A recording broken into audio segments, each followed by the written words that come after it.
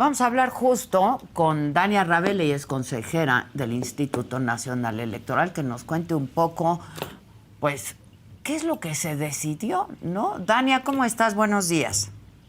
Muy buenos días, Adela. Un gusto estar en tu programa. Igualmente, pues sí es bien preocupante esto, ¿no? Yo no Pues entiendo estamos si... en acatamiento. Cuéntame. Sí, a ver, estamos en acatamiento de una instrucción que nos dio la Sala Superior para que emitiéramos estos lineamientos generales para regular y fiscalizar lo que ha denominado la Sala Superior como procesos políticos y que ha dicho que son de naturaleza intrapartidista. A pesar de eso, también reconoció que ciertamente podría desbordarse los límites constitucionales y legales en el marco de estos procesos intrapartidistas y podría generarse un riesgo de equidad a la próxima contienda electoral, y por eso nos ordena que emitamos estos lineamientos. Pero también hay que decir que el INE ya está actuando a través de la Comisión de Quejas y Denuncias, dictando medidas cautelares. También ya había establecido ciertas reglas en la propaganda que se hiciera.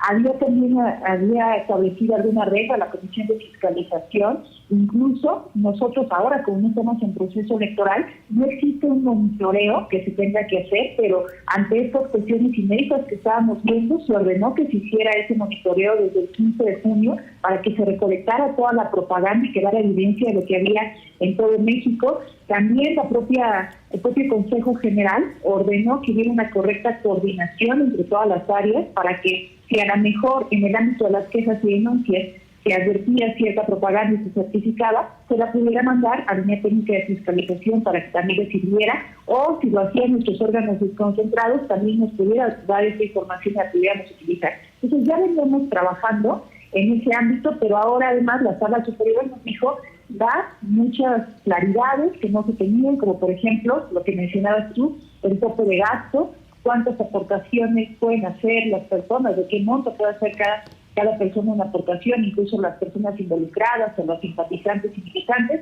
Y eso es lo que establecimos específicamente en los lineamientos que se emitieron el día de ayer. ¿Y a ti te parece que son estos lineamientos suficientes para ordenar el proceso, aunque haya sido tarde, etcétera? Yo creo que ciertamente este tipo de circunstancias no las habíamos tenido y sí es inusual. Pues es que son ilegales, no las habíamos visto porque son a todas luces ilegales, ¿no? No están dentro de la ley electoral. Es completamente inusual, incluso me parece que no va con la cotidianidad democrática y de derecho el que se establezcan reglas con posterioridad a que estamos nosotros viendo los actos. Como estas no les gustan, déjenme hago otras, ¿no? Que sí les acomoden. Por eso en su momento, con lo que sí tenemos en el marco legal, se empezó a actuar en el ámbito de atribuciones del INE, diciendo con mucha claridad que a nosotros no nos corresponde calificar si estamos ante actos anticipados de precampaña o campaña. Eso le corresponde al Tribunal Electoral del Poder Judicial de la Federación y no lo ha hecho. Entonces, lo único que podíamos hacer nosotros era tomar medidas preventivas y cosas que se vinieron haciendo a través de la Comisión de Quejas y Denuncias y a través de la Comisión de Fiscalización. Pero bueno, ahora la Sala Superior nos ordena que emitamos estos lineamientos y le demos cierta regularidad.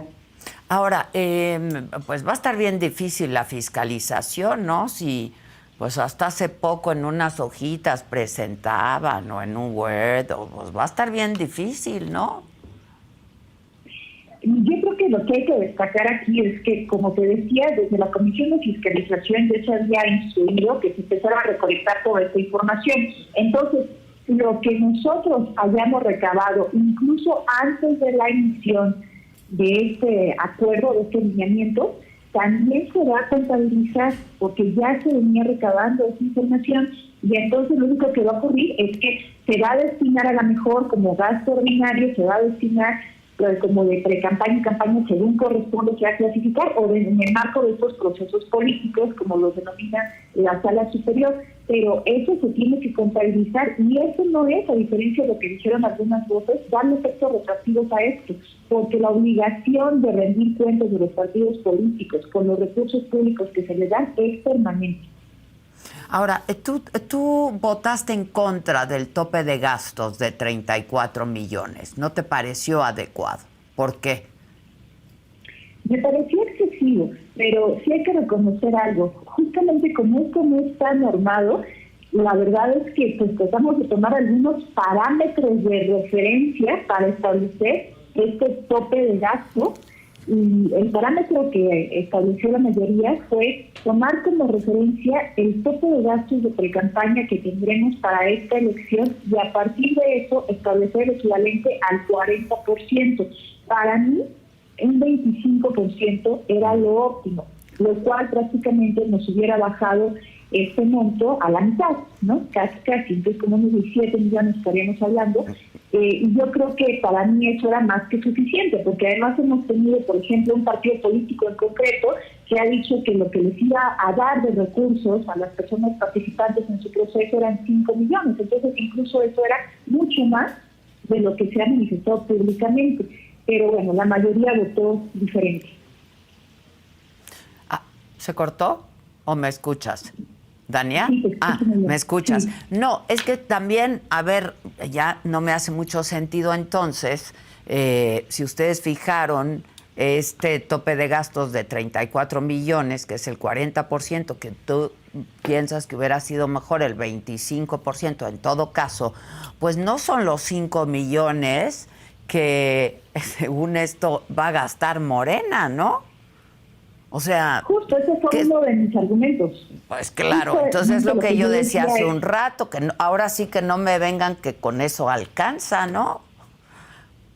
Justo decía, a ver, si están diciendo públicamente al menos uno de los partidos políticos que está involucrado en estos procesos internos incapacitarios, que lo que se les permitió gastar a las personas son 5 millones, establecer que este tope de 17 hubiera sido, pero más que suficiente. Entonces, a mí, por eso los 34 millones me parecían francamente excesivos. Ahora, sí hay que decir también que hay algunas cosas que se establecieron en los lineamientos que se van a sumar a los gastos y que a lo mejor eso no lo tenían en el panorama, como pueden ser las encuestas. Incluso se está estableciendo que si encontramos encuestas que no hayan sido ordenadas por los personas participantes o los partidos políticos involucrados en estos procesos políticos, pero que sí se están difundiendo y se están utilizando como propaganda, también eso se les va a contabilizar. Ya, pero entonces déjame, a ver, mi pregunta iba en el sentido contrario, o sea, ¿5 millones les alcanzan?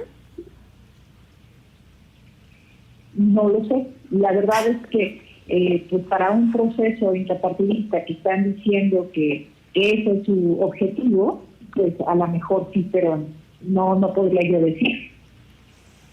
Ya. Ahora,